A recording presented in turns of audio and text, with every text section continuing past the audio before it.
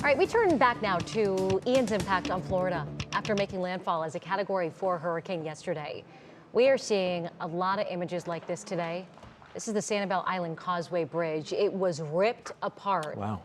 You can see the extensive structural damage. A large section of it fell into the Gulf. Now, this cuts off access to the barrier island, and about 6,300 people use it.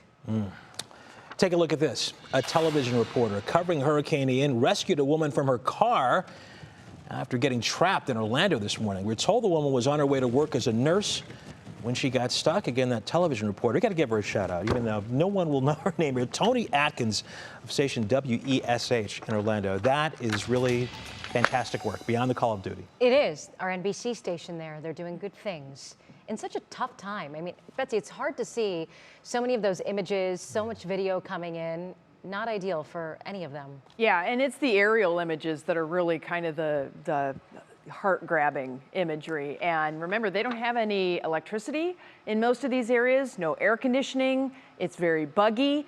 The wildlife is all messed up because of the storm, so they've had a lot of bugs and everything else, snakes, alligators, everything coming up. And so it's definitely not a great situation in Central Florida throughout because of the flooding that it goes all the way over to the East Coast too. It is a Category 1 storm again, 75-mile-per-hour winds, gusts to 90. It's continuing to move northeast right now very slowly. And as mentioned before, it's expected to come ashore in Charleston as a Category 1 storm with 80-mile-per-hour winds. Now, I do like to kind of follow along with these storms, number one, because I think a lot of people are very interested. They love these places. Hilton Head is here, Myrtle Beach is here, Charleston itself, Beaufort, South Carolina, and you can see how the storm makes its way northward into the Appalachians, which would bring it toward us. So if we're going to go with the storm making landfall in Charleston, this is a look at how the winds are expected to go. Let me get out of the way of the numbers in the cities here, because you'll actually see how the eye of the storm comes right up through central portions of South Carolina.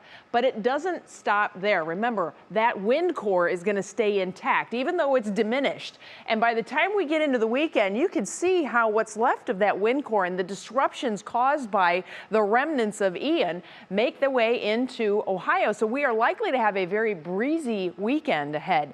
Not only that, of course, the rain could be making its way into the Ohio Valley, and we'll have to watch and see how far north the rain comes. As of right now, greater Cleveland not expecting as much of a chance of rain as you folks in New Philadelphia and Carrollton.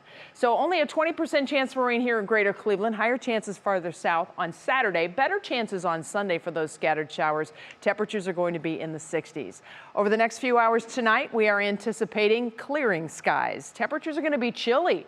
40s here in Cleveland with upper 30s farther south. If you've got plants and veggies that you're still hanging on to and you are in the Worcester area or down in the country areas farther south, get them covered because it's better to be safe than sorry. High pressure is in control now and is starting to erode away at the cloud deck that we've had. We're already in the mid and upper 50s around northeast Ohio. Your National Design hour-by-hour forecast tonight. Watch the numbers. We're down to about 41 or so in Mansfield, and we'll see those 30s popping here. Look at Elyria at 36, maybe as cool as 37 in Ashtabula.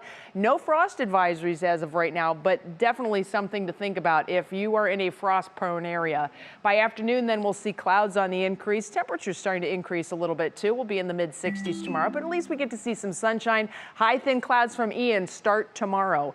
Union Home Mortgage forecast through the rest of the weekend then has the 60s with the shower chances picking up. We'll dry out early next week and the temperatures start to come back up too.